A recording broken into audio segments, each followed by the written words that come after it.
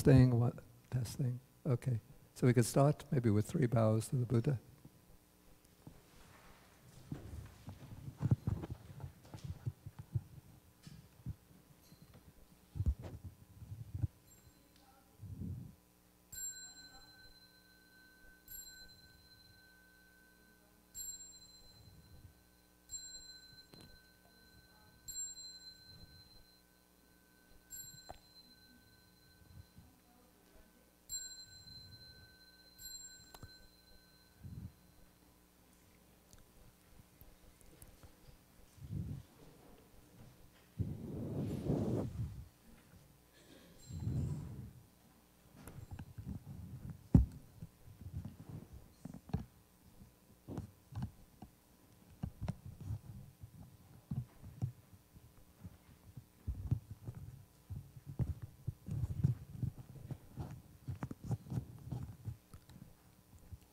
Okay, so we'll start with the 3 times the homage to the Buddha.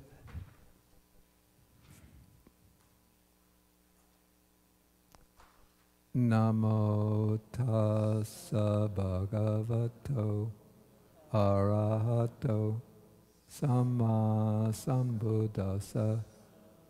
Namo tassa bhagavato arahato Samma Sambuddhassa. Namo tassa bhagavato arahato Samma Sambuddhassa. Okay, good morning, everybody. Okay, so this is the Abhidhamma retreat, and this is Sunday, the first session on Sunday morning. Okay, so now we move on with our examination of these major topics in the Abhidhamma. Now we come to the section on what are called the faculties. The Pali word is indriya.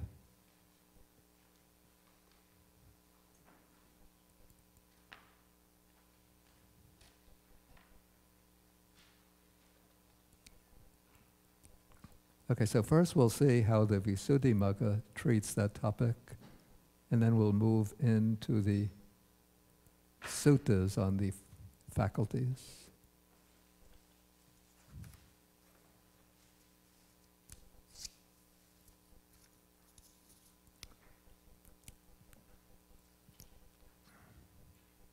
So this is actually, we're starting a new chapter, so this is chapter 16, which brings together the indriyas, the faculties, and the satya, the 4 Noble Truths.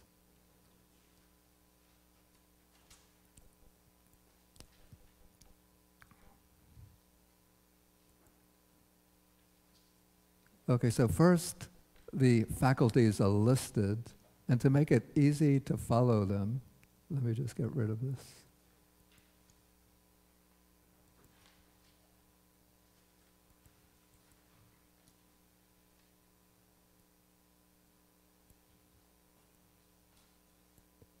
Okay, to make it easy to follow them, I put them into a list so we could see them by groups. Because the faculties, the word faculty is used to cover quite a variety of diverse items, which seem to have, if you take all 22 of them, they seem to have very little in common. But we could see when we look at the 22 that most of them fall into groups. And what's interesting is that in these suttas, there's no attempt made to gather together all the different faculties under one heading of faculties. But rather in the suttas, we find the faculties in separate sections, presented separately.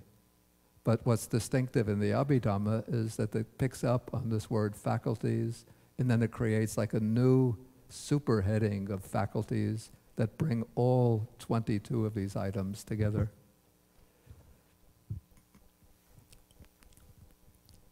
Okay, so when we look at the list, first we'll just read it off from the list. So we have 22 faculties, okay, from I faculty through mind faculty. Then a set of 3, femininity faculty, masculinity faculty, and life faculty. Then a set of 5 faculties concerned with feelings, pleasure, pain, grief, pleasure, pain, joy, grief, and equanimity. Then another set of 5, which are 5 spiritual faculties, energy, faith, energy, mindfulness, concentration, and understanding or wisdom. And then there's a set of 3 that needs special explanation. The faculty I shall come to know the unknown, the faculty of final knowledge, and the faculty of the final knower, the one who has finally known. And I've put them into their distinct groups. Okay, so first here we have what I call the 6 sensory and cognitive faculties. That is, the faculties that are involved in perception through the senses.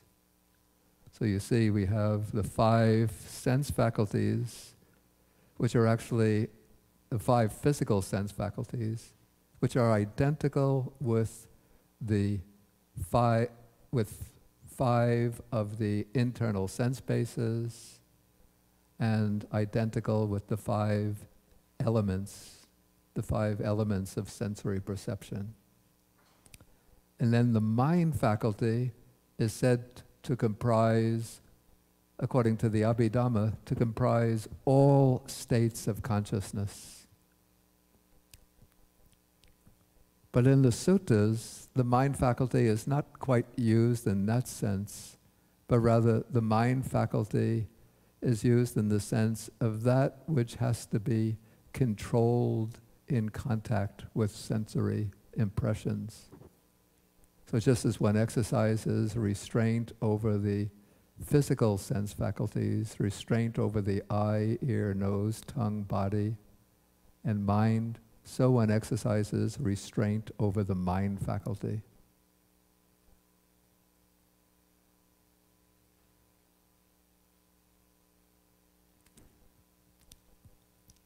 Okay, then we have 5 faculties which are concerned with feelings, which I had just enumerated. And we're going to go into some of the suttas that explain exactly what they are. Here I just want to show them as a group.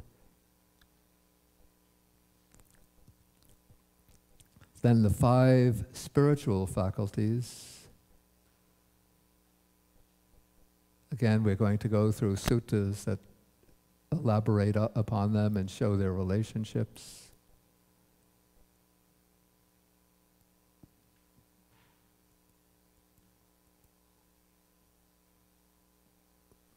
Okay, then there are 3 that fit roughly together. I've used a designation of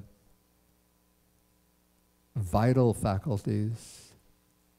And one of these is the femininity faculty, the second is the masculinity faculty, the third is the life faculty. And I think they're mentioned very seldom in the suttas, but I believe that there's a sutta, if I remember, in the Iti Vuttaka, one of the smaller books of the canon, which says there are amongst these 3 faculties, then it just enumerates them, but doesn't go into any detail. So to find a more detailed account of them, we should go into the Visuddhimagga. And I actually took them last year when we examined the aggregates, because these 3 faculties are included in the aggregate of material form, the Rupa Khandha. Oh, I wrote the number down on I made a note of where they occurred, and I didn't take that pad with me.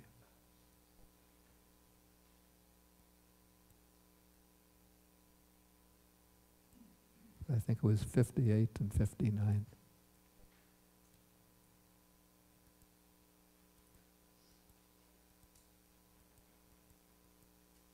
Yeah, okay.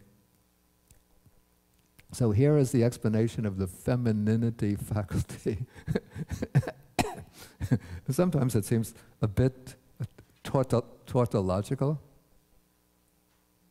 Okay, so what is the femininity faculty? It says it has the female sex as its characteristic, but the word is actually iti bhava. Iti is a woman, and bhava is something like the English suffix hood or ness. So it has womanness or femaleness as its characteristic. And its function is to show that this is a female, and it's manifested as the reason for the mark. Maybe better than reason is the cause. The cause for the mark, sign, work, not so good. Behavior is better. Behavior and ways, or you could say the manner of the female. And then there's a reference here to the Dhammasangani. And it just occurred to me this morning when I was sort of reviewing this, I wonder if the femininity faculty could correspond to the hormone estrogen. I had looked on the website of Science Today or Living Scientific Truth, something like that. And I found that there's some correspondence that estrogen is responsible for the development of the female characteristics, larger breasts, wider hips, menstruation, other things. And then the counterpart of that is the masculinity faculty, which again, here we would say it has maleness or masculinity as its characteristic. Its function is to show that this is a male, and it's manifested as the cause for the mark, sign, behavior, and ways of ways of the male. And sometimes there are males who have too much masculinity faculty nowadays.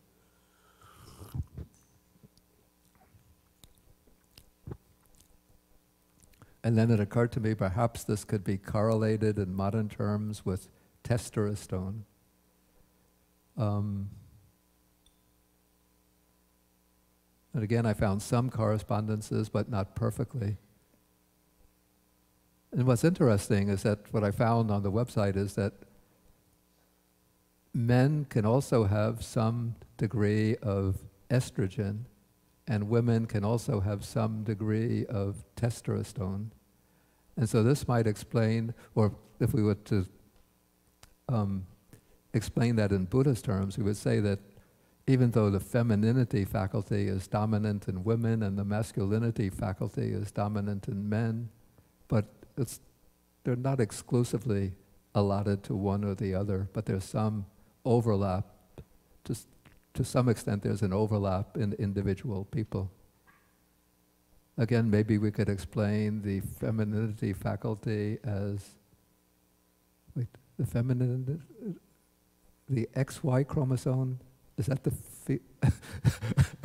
don't mock me, this is not a biology test for me. It's XY for the female? XY is the male, and the female is XX. Okay. I heard a very declarative yes. Okay, so we could maybe say that the femininity faculty corresponds in modern terms to the XX operation of the XX chromosome, and the masculinity faculty corresponds to some extent to the operation of the functioning of the XY chromosome.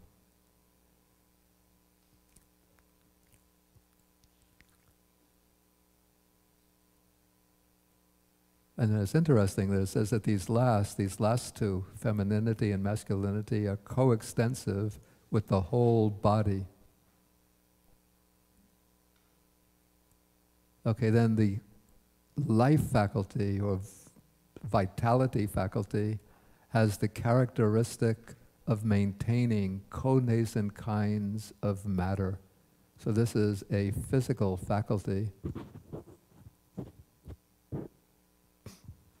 In its function, it makes them occur, it establishes their presence, And so even though it says, even though the dhammas, material dhammas, arise due to their own conditions, but the life faculty is what maintains them.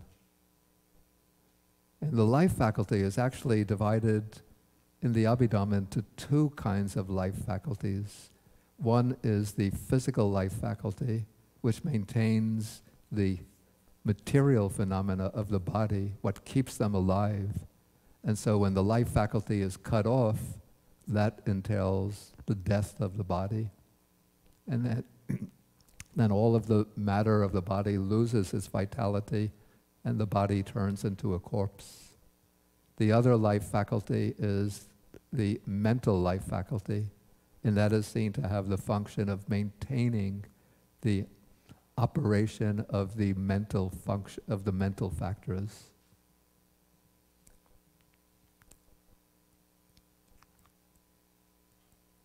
Okay, then continuing with the faculties. Okay, the last is a set of three that I call the three knowledge faculties, or maybe we should even call them the three higher knowledge or liberating knowledge faculties. Okay, let's see how the Visuddhimagga explains them. And there was a fault in the translation.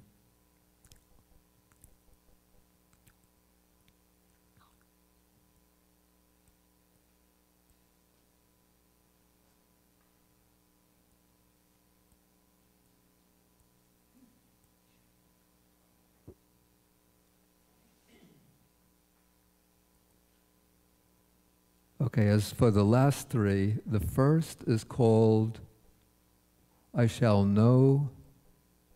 come to know the unknown faculty.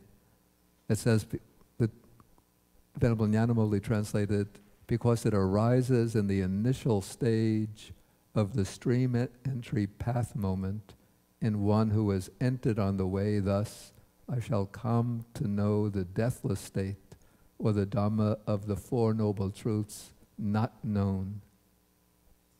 Okay, so this is the meaning of that faculty. That's the way he translates it. But where I found the fault, you see, this gives the impression that when one attains the path of stream entry, at the moment of the path, he has in the initial stage of the path, one formulates this thought, I shall come to know the deathless state.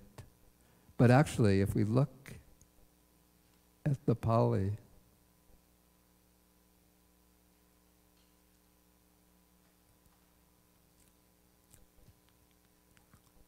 you know, even if you don't know Pali, but the key word here is pubabhage.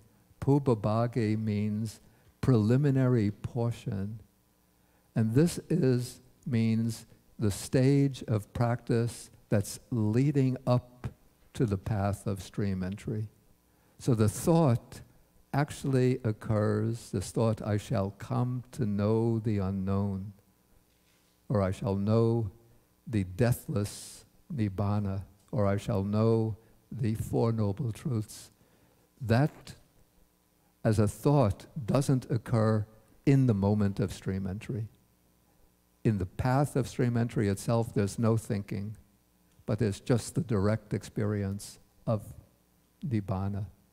But it's when the practitioner has come up to the very edge of the path and is just about to enter upon the path that this thought arises.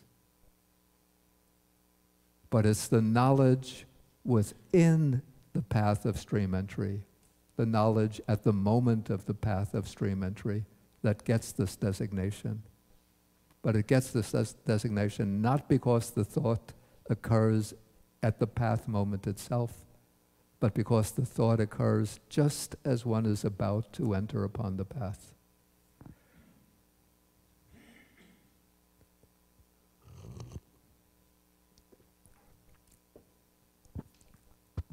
Maybe it's a little bit like if you've driven a long distance to come to Chuang Monastery, and then whether you're coming from east or west. I think it's 1 mile on either side of the entrance to Chuang Monastery. Or better yet, okay, you're coming to Chuang Monastery, and just as you get to the entrance, you see the entranceway, and then you see a Buddha image or Buddha statue in the entranceway, and then you think, I'm arriving at Chuang Monastery. So that thought arises just when you're about to pass through the gate. But once you've passed through the gate, then you're not thinking, I'm about to arrive at Chuang Monastery, because now you're in the monastery. And so we could say, in the same way, just as one is approaching, just about to sort of step over the bounds of the conditioned and realize the unconditioned, that thought occurs. I will know the unknown, what hasn't been known ever before, through this beginningless time. Okay, so then in the path, there's that faculty of wisdom, that faculty of knowledge, by which one is knowing, at that moment one is actually knowing that which one has never known before, experiencing what one has never experienced before. So that knowledge in the path is the knowledge that's called, I shall know what hasn't been known before. But one is not thinking that in the path. The thought occurs just before stepping over into the path.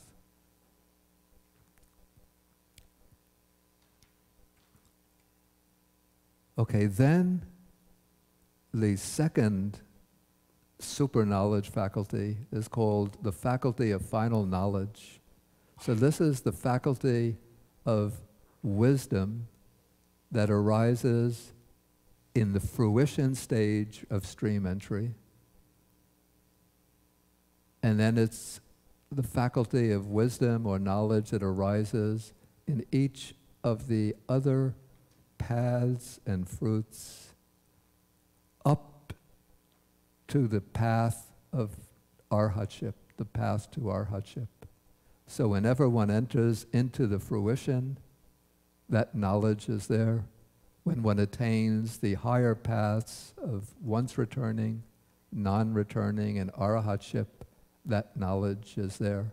And it's called the faculty of final knowledge, because that faculty is now leading in towards the ultimate knowledge, the liberating knowledge.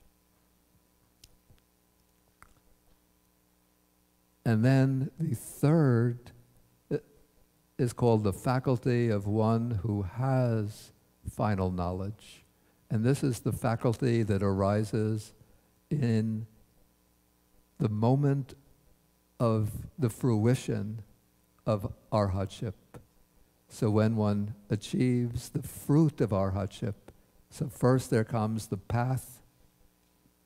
In the path moment, the path to arhatship, there is still the faculty of final knowledge.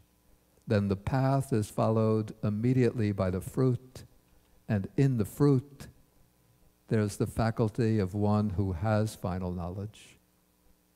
Because with the path of arhatship, one completes the task of knowledge, the task of wisdom, and so now one has that final knowledge. And then whenever the arahat, here the explanation says, well, let's read it in English.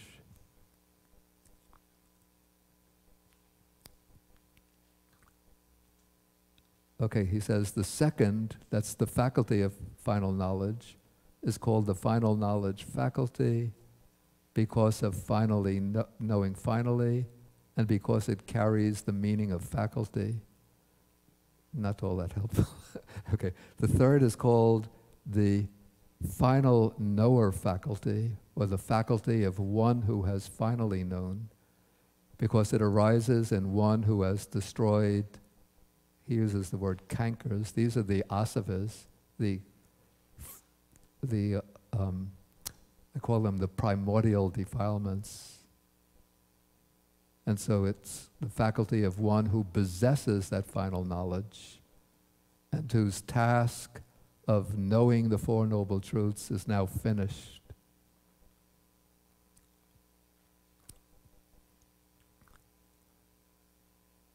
Okay, so that takes us through the list of the 22 faculties. And now, as for the word faculty itself, which the Visuddhimagga is going to explain now, it gives a number of what I would call playful definitions or even fanciful definitions. But the original meaning, the one that's probably most acceptable, most valid explanation, is the meaning of being the mark of a ruler. And now the word from which Indriya is derived, I don't know if you could see so clearly. In the back, do you see the text clearly? Okay. So the word here is Inda. This is the Pali form. The Sanskrit form is Indra. And Indra was the name of the ruler of the Devas, the gods, in the Vedic system. At least one of the rulers of the gods in the Vedas. And then in Buddhism, it becomes another name for Sakka, Devanam Inda, the ruler of the gods. And so the word Inda means a ruler, a lord. And Indriya is that which has the quality of being a ruler. And so these 22 particular factors are called Indriyas because each of them plays the role or performs the function of being a ruler in its own particular domain. And I think the Visuddhimagga will explain how that happens. Yeah, it goes on to try to explain Indriya on the basis of the Buddha, because the Buddha is the ruler, the supreme Lord in the spiritual domain. But that's all, I would say, somewhat playful derivation. Yeah, here, this is the one also that I would say is a good explanation.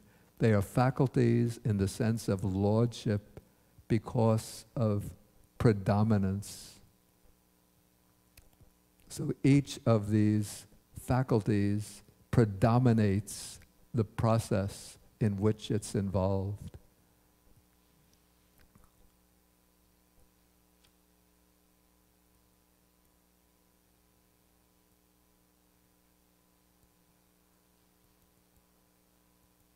Okay, so the I, we can take a look at them again.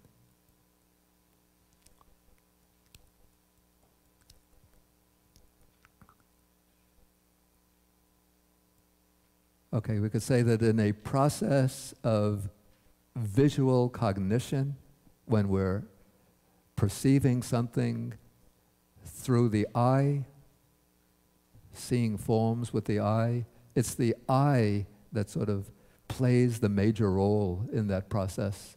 If I'm blind, if my eyes are completely impaired, there's no vision, no perceptual vision. And so we can say that the eye is what predominates in visual perception. Similarly, the ear predominates in auditory perception, in hearing, the nose in smelling, the tongue in tasting, the body in experiencing touch sensations, and the mind faculty predominates in thinking, reflection, rumination, and so forth. Okay, so in that way, these 5 are faculties because they predominate in their respective domains of sensory perception. Okay, then the 5 feeling faculties, these, or let's say these, of the 5 feeling faculties, these 5 feelings are called Indriyas because if you just consider how major a role feeling plays in determining our whole state of mind. Like if somebody is in a state of constant physical pain, then it's going to influence their whole state of mind. So the whole mind state will be pulled down because of the pain. If somebody is enjoying a lot of pleasures, the mind will be influenced strongly by the experience of pleasure. And when this is bodily, as we're going to see that this is bodily pleasure, bodily pain. But bodily pleasure, bodily pain will influence the state of consciousness and the whole quality of our life experience. And then joy is mental pleasure, and domanassa, dejection or sadness, is mental pain. So when we're joyful, again, it influences the whole way we experience life. And when we experience dejection, sadness, again, it dominates the way we experience life. And so this is the dominating role, the ruling role of feelings. And then when one is experiencing equanimity, one is able to establish this calm equanimity, then one goes through life in a balanced state, not being uplifted, not being cast down, but one can maintain a kind of stable presence in one's life.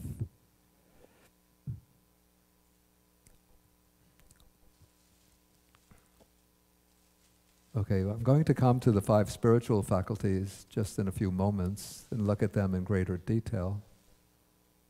Okay, the three vital faculties, of course the life faculty, as we explained, is necessary for all the vital functions. So the life faculty is like the chief, the ruler over the whole life process. When the life faculty is cut off, then there follows bodily death. Maybe as one gets older, it's said that the life faculty sort of loses its force, then one becomes sort of on the decline, one becomes feeble, weak, one needs help walking from place to place, or one needs to rely on a walking stick. One doesn't think so quickly and so precisely as in the past. Sometimes the memory fades. One becomes more forgetful, repetitive. So many vital functions. The breathing becomes difficult, digestion, more digestive problems. True? Okay, and then, so that's the life faculty. And then I think I already explained how the masculinity faculty is responsible. That's the faculty that is the sort of basis for the display of both masculine bodily features, and probably it determines also the masculine mindset, and the femininity faculty responsible for the feminine bodily features as well as the feminine mindset. So in that way, these faculties determine sort of the orientation of a person and their way of seeing the world, the way of responding. And then I think we already made clear how the knowledge faculties play this key role in progressing towards liberation. Okay, so this is the presentation on the faculties from the Visuddhimagga. And now I want to look, and this is like the Abhidhammic treatment of the faculties.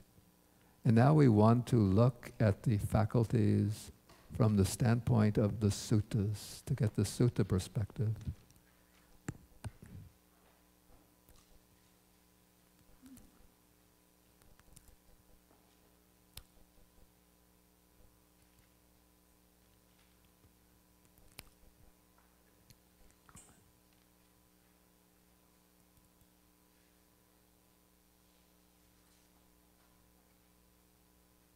Maybe first, before we come to the spiritual faculties, we'll just take a look at what we call the feeling faculties.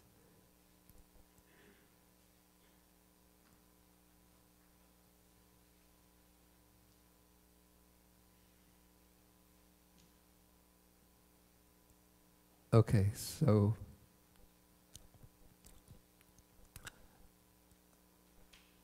Yeah, actually, all of the faculties are actually, just occurred to me, are all grouped together actually in a chapter of the Samyutta Nikaya called the Indriya Samyutta, the connected discourses on the faculties.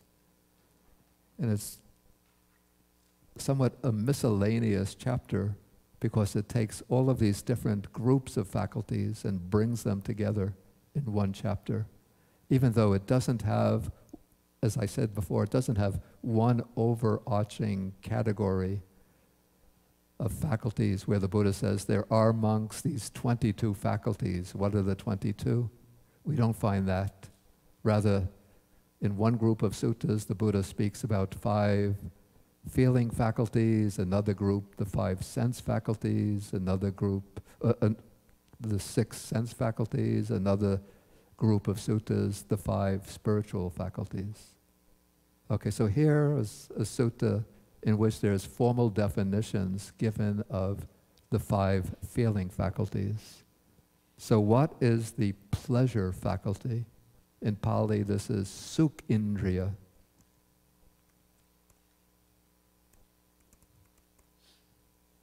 So we know the word sukha can mean pleasure and also can mean happiness, but here it's used in the narrow sense of bodily pleasure.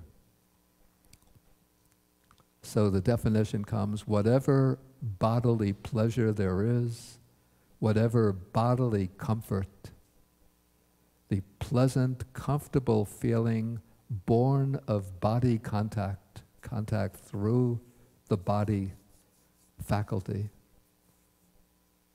or the body sense base.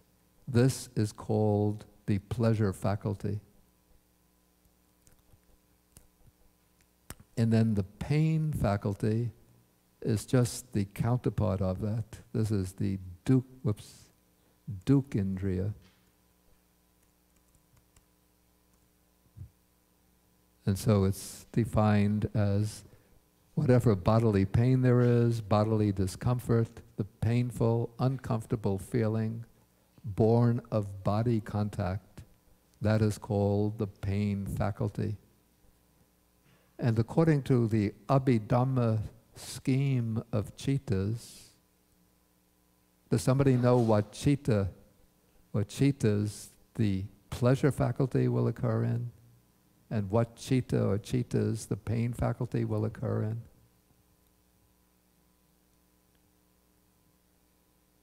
Wow. I expected the hands to be flying up left and right. Where? Okay. Okay, in what chitta or chittas do we find the bodily pleasure faculty and the bodily painful faculty?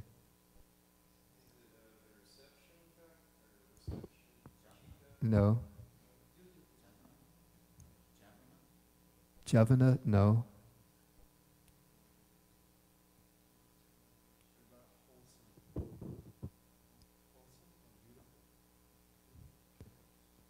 Okay, it's the bodily pleasure faculty, painful bodily faculty.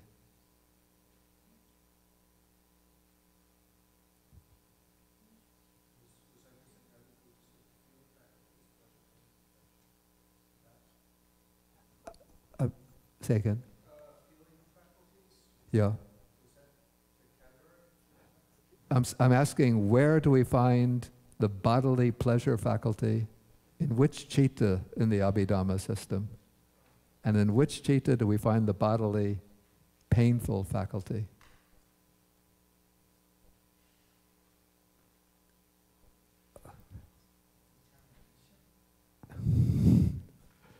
It should be staring you in the face.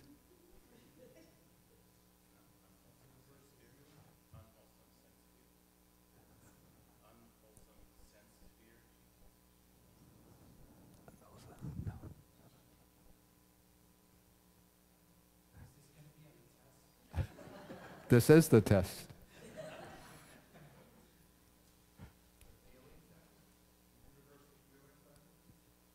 No, No, that's just giving a general.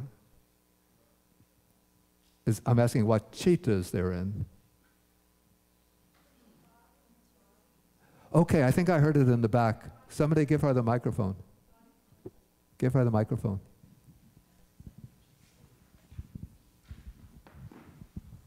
Stand up. Yeah.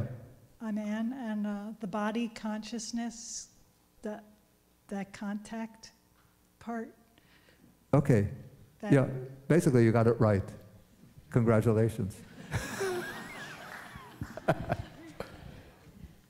So it is the body, the pleasure faculty is in the wholesome resultant body consciousness. And the pain faculty, that's the painful feeling in the unwholesome resultant body consciousness. So when you look in the scheme of chittas,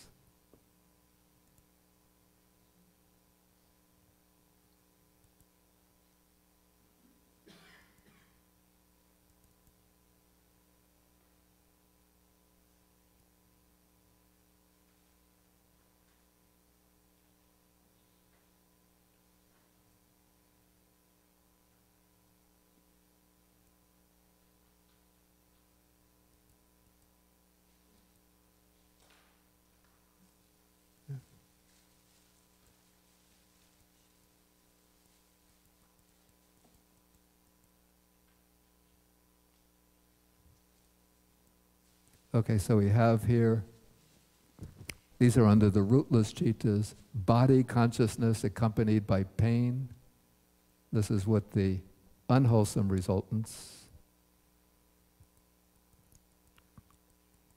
And then with the wholesome resultant rootless consciousness, we have body consciousness accompanied by pleasure. So that's where we find those two faculties.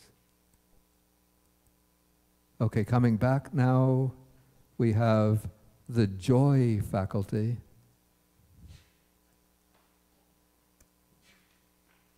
This is somanas indriya. And so this is defined as mental pleasure. So whatever mental pleasure there is, mental comfort, the pleasant, comfortable feeling born of mind contact. So in any of it could be the unwholesome chittas accompanied by joy, the wholesome sense sphere chittas accompanied by joy, the functional chittas, sense sphere chittas, beautiful chittas of the arahat accompanied by joy. It would be in the lower four jhana chittas, the chittas of the lower four jhanas in the fivefold jhana scheme, whether wholesome, functional, or resultant.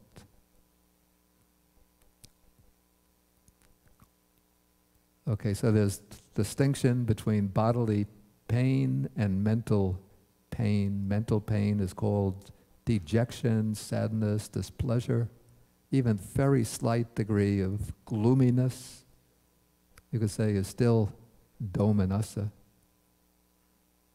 And then the joy faculty is, oh, I just did that. Then we have the fifth one, the displeasure faculty. So this is any kind of mental discomfort, any kind of uncomfortable, painful feeling born of mind contact. So that's the displeasure faculty, or also I translate dejection, sadness, gloominess. And then there's the equanimity faculty. So any feeling, it said, that's bodily or mental, which is neither pleasant nor painful, neither comfortable nor uncomfortable, that is the equanimity faculty.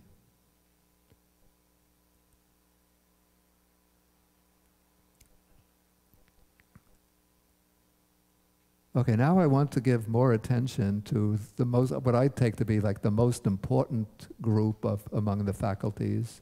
And these are what I would call the 5 spiritual faculties.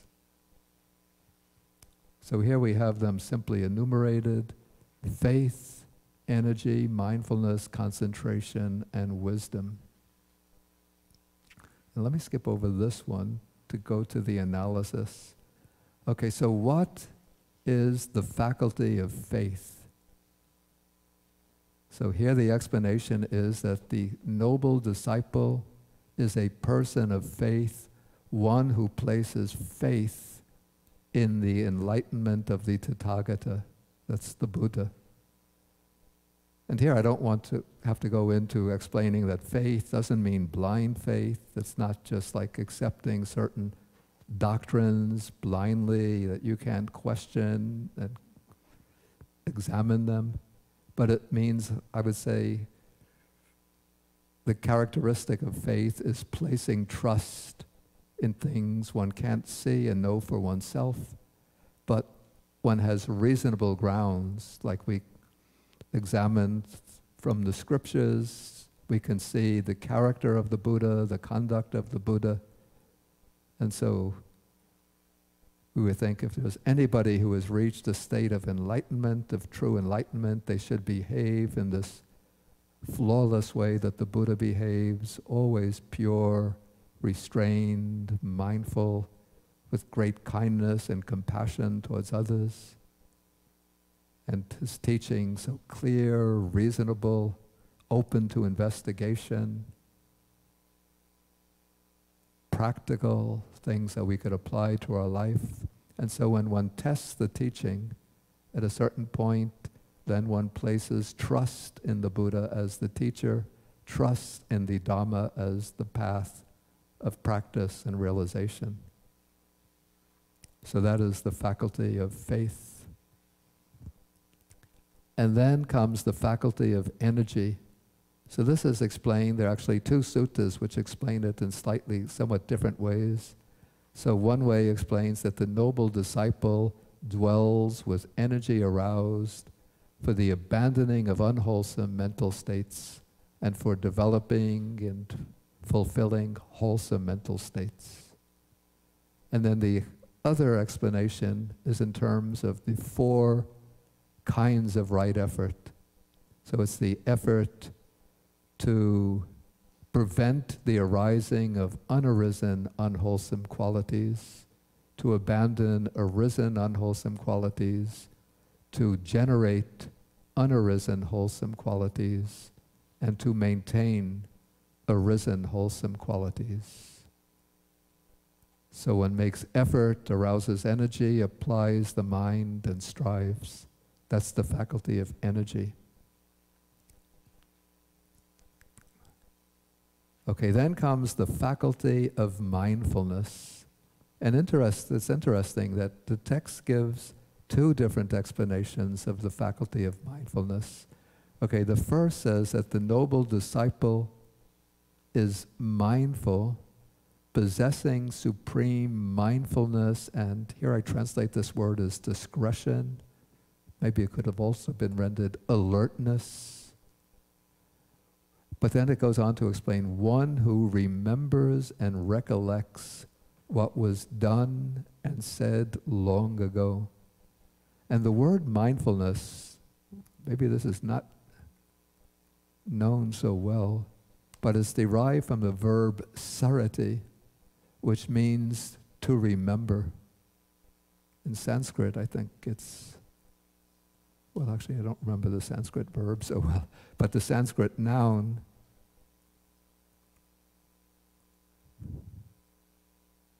is smriti, which outside the Buddhist context of Buddhist thought has the meaning of memory. But the Buddha took this term of common usage, word sati, and gave it a new meaning. So in the context of Buddhist spiritual practice, it doesn't so much mean remembering the past, but it means bearing in mind the present, keeping in mind what is occurring in the present. And when one loses track of the present, it's remembering to let go of the past and bring the mind back into the present. But it's through training the mind in this mindfulness of the present that one develops the ability to remember what was said and done long ago in the past.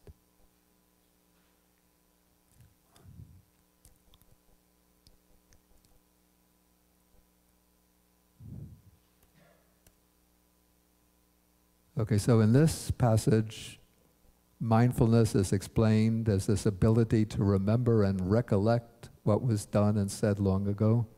In the second passage, we find the familiar explanation of mindfulness by way of the 4 foundations of mindfulness: contemplating the body, feelings, states of mind, and dharmas, phenomena.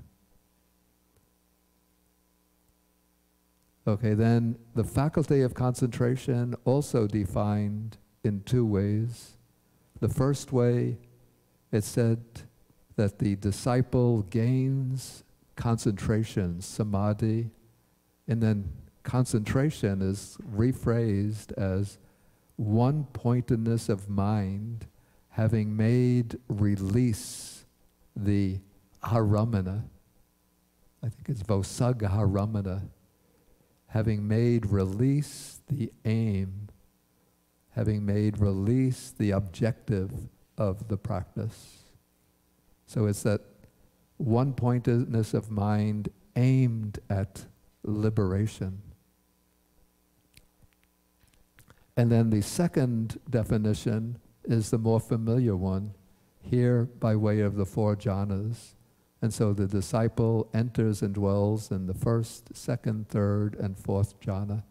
So that's the faculty of concentration. And then the faculty of wisdom, we also have 2 definitions. So the first seems to be defining wisdom by way of what I call the wisdom of insight. So here the disciple is wise. He possesses the wisdom directed to arising and passing away. So this is the wisdom that arises by contemplating the arising and passing away of phenomena. And that is said to be noble and penetrative, leading to the complete destruction of suffering. So in terms of the later systematic version of the Buddha's path, this would be the preliminary wisdom, the wisdom of the different stages of insight, particularly what's called udayabhaya jnana, the knowledge of arising and vanishing. Okay, then the second definition explains the faculty of wisdom in terms of, this would be the world-transcending wisdom, by which one penetrates the 4 Noble Truths, directly penetrates the 4 Noble Truths. So that is, one understands correctly, this is dukkha, this is the suffering, this is the origin of suffering, this is the cessation of suffering, this is the way leading to the cessation of suffering. So this is called the faculty of wisdom.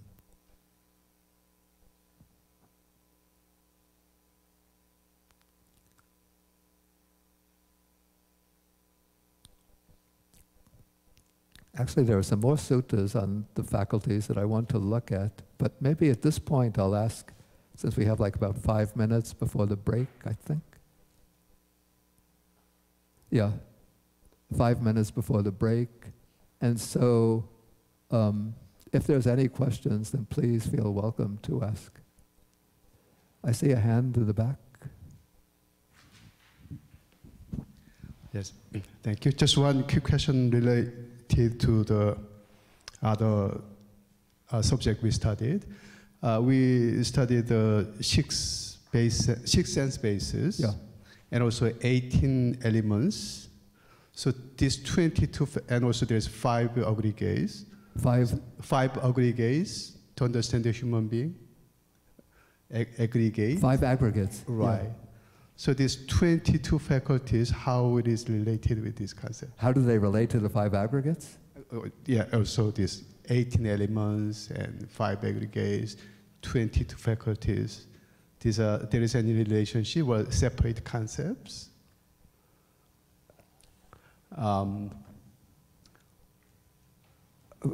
State the question again.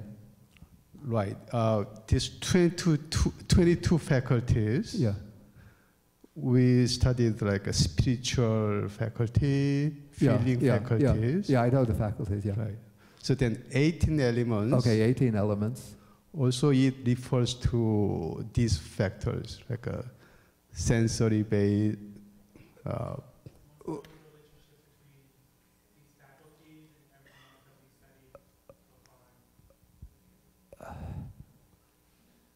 It's a pretty big topic.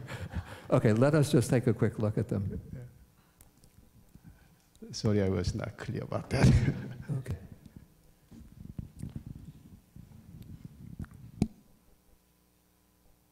Okay, so of the 6 sensory faculties, these 5 faculties are the same as the first 5 of the sense bases, the internal sense bases. The first 5 elements, they're the same. And these all belong to the aggregate of material form.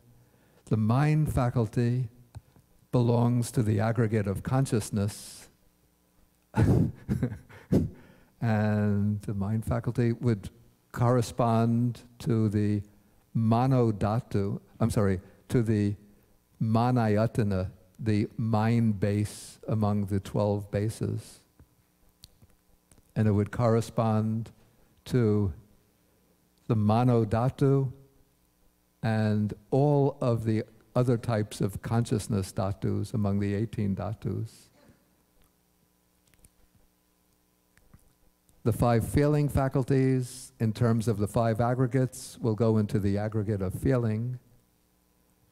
The 5 spiritual faculties will go into the aggregate of volitional formations. I'll just do the 5 aggregates, otherwise it gets too complicated. And the 3 vital faculties, these faculties will go into the aggregate of material form. And then the 3 faculties of higher knowledge will go into the aggregate of volitional activities, because wisdom belongs in the aggregate of volitional activities. Does that cover the... Okay. Okay, we take one more, then we'll take a break.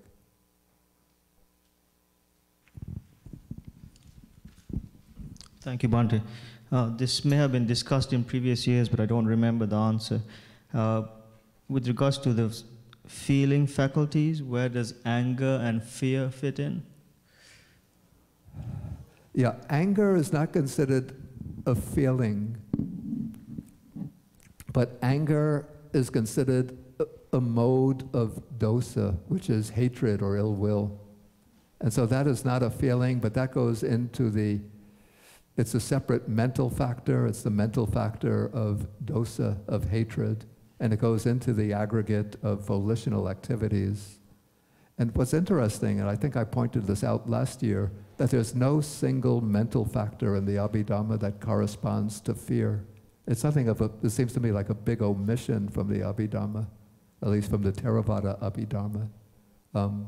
I don't know how to explain that. Thank you, Bhante.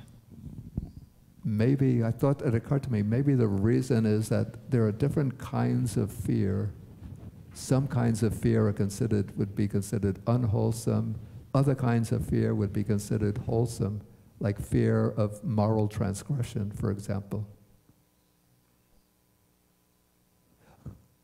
Okay, I think we're going to take a break now, and then we'll go back and look at a few more suttas on the faculties. Then we'll go into the Four Noble Truths. So if you have questions, either you write them down on note paper or you bear them in mind for the evening session. Okay, so let us take our break. I think it's a 20-minute break. Yeah, from 10 till 10:20.